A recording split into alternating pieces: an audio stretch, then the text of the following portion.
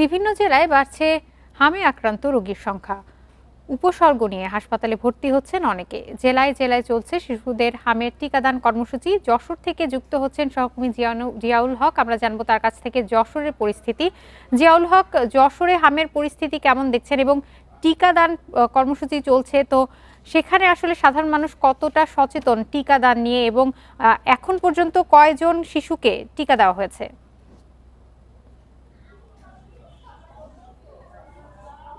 দেখুন, আমি এই মুহূর্তে অবস্থান করছি যশোর হাসপাতালের যে স্থায়ী যে টিকাদান কেন্দ্র আছে সেখানে। এখানে কিন্তু সকাল থেকে দেখছি যে বিভিন্ন ধরনের টিকা নেওয়ার জন্য রোগীরা আসছেন।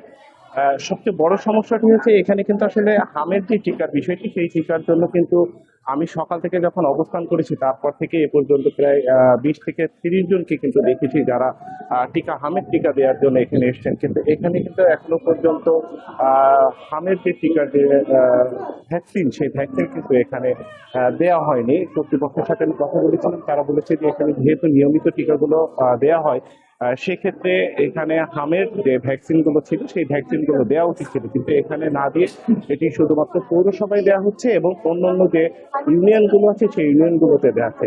মূলত যারা টিকা দিতে আসছেন তারা কিন্তু একটি জিনিস বলছেন যে ভ্যাকসিন যেহেতু আসলে এটি স্থায়ী কেন্দ্র এবং সবসময় এখানে ভ্যাকসিন নিতে তারা আসেন, স্বাভাবিকভাবেই কিন্তু তারা জানছেন যে এখানে হামের ভ্যাকসিনটি দেওয়া হচ্ছে, কিন্তু সেক্ষেত্রে কিন্তু দেখা যাচ্ছে যে এখানে হামের কোনো ভ্যাকসিন এখনো পর্যন্ত পৌঁছানো হয়নি। এখানে যিনি সংশ্লিষ্ট কর্মকর্তা আছেন দায়িত্বরত, তিনি কিন্তু আমাকে জানিয়েছেন যে সব ধরনের প্রস্তুতি থাকার পরও এবং রিজার্ভেশন করার জন্য যে ফ্রিজ বা আনুষঙ্গিক যে সমস্ত ম্যাটেরিয়ালস থাকার কথা সবকিছু থাকার পরেও কিন্তু এখানে ভ্যাকসিন দেওয়া হচ্ছে না।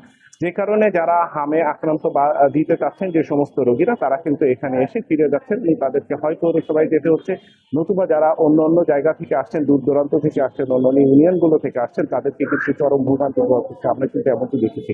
এটির বাহিরে এসে তো যশোর পৌরসভায় একটি কেন্দ্র আছে সেখানে, এবং এটি ছাড়া আর যে ইউনিয়ন গুলো আছে সেখানে কিন্তু টিকা যেখানে দেওয়া হয় সেই কেন্দ্রগুলোতে ইতিমধ্যে হামের টিকা পৌঁছানো হয়েছে এবং এ পর্যন্ত যশোরে প্রায় 5,000-এর মতো শিশুকে হামের টিকা দেওয়া হয়েছে এবং আগামী 18 তারিখের ভেতরে মোট 91,000 শিশুকে হামের টিকা দেওয়া হবে। এর মধ্যে পৌর এলাকায় আছে 40,000 এবং বাকি 51,000 দেওয়া হবে অন্যান্য ইউনিয়নগুলোতে।